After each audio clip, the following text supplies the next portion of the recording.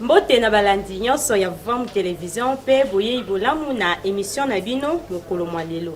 Totondi bino botondi na attention o bozali ko pesa chaîne na bino ya Vam Télévision na bamanaka na yango ya kitoko penza mingi ya boyebi oyo tozali komemela bino. Nde biso nyonso toyebi na kati ya émission mokolo mwa lelo totangaka bokoko ya baindo oyo ezali calendrier africain. Nde esengeli toyeba ete lelo na calendrier negro africain tope bokoko ya baindo tozali bongo nkenge mwazomi na minei na sanza ya misato na bopemi na yango ya minei pe na mobu mokama na tuku misato na mibale kaka na eleko ya volonté te tope na saison de la pluie wana ezalaki date du jour na manaka na biso ya baindo tope bokoko ya baindo nde oyo tokobalisa na manaka ya bapaya omokolo mwa lelo tozali mercredi 2 décembre 2020. Wana ezalaki bongo ba date du jour na tout le deux calendrier gréco-romain pe calendrier négro-africain. Et sengeli toyeba ete chaque le 2 décembre ya mobu nyonso ezalaka journée internationale de l'abolition de l'esclavagisme. Journée oyo mokili mobimba eyebaka bongo kotelemela to pe kopekisa kiboumbu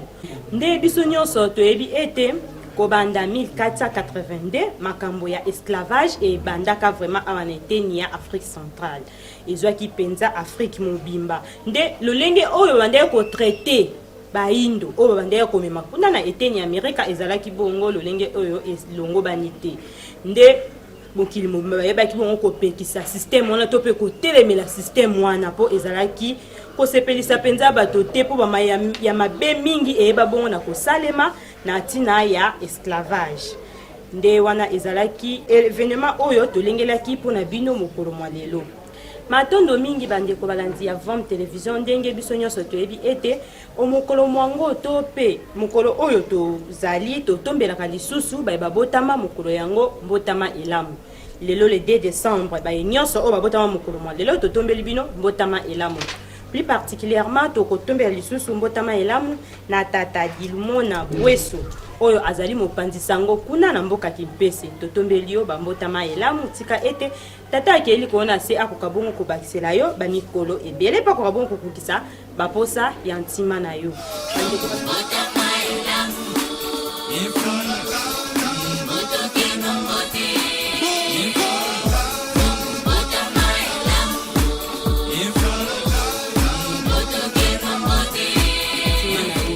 ndeko balandi ya Vam Télévision biso nyonso toyebi ete na kati ya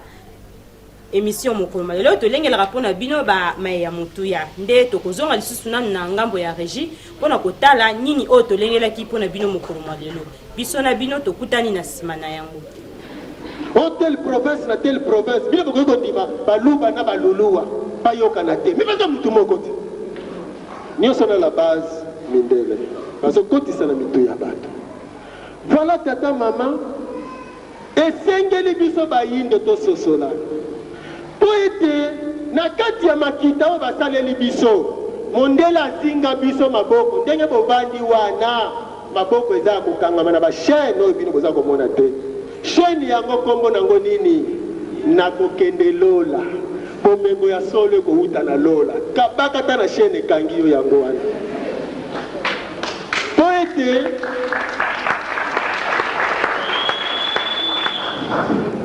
mais pour le temps vous n'avez mindele possibilité zali to la mukana pongi tata maman ko la mukana pongi ezali kolongwa na ignorance soki to longwe na ignorance soki to longwe na ignorance wana nde tokoki ko libérer mboka oyo yango tina bosanga na biso matondo mingi bandeko balandi ya Vam Télévision oyo bouti kolanda ezali bongo extrait ya message oyo nyesongi ya nzila mfumukusu kiambu nzala panda na ngola bayebaki bongo kopesa uta le 13 mai na l'an 2000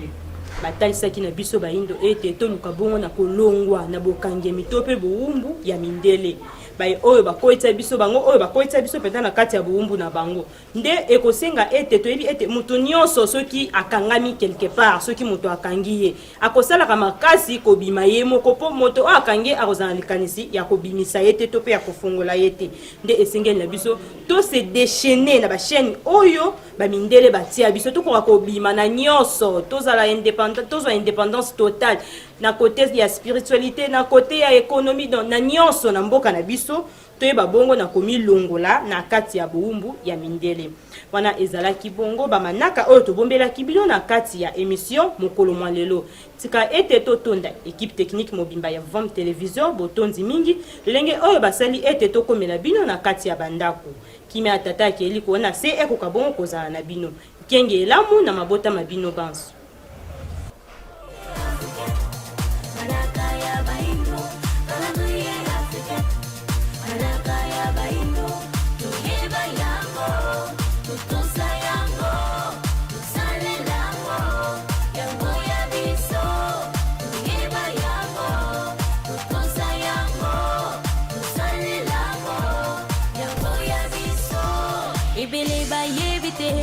Utamokile kelama, isalima mibu hebele, olelo ye banite.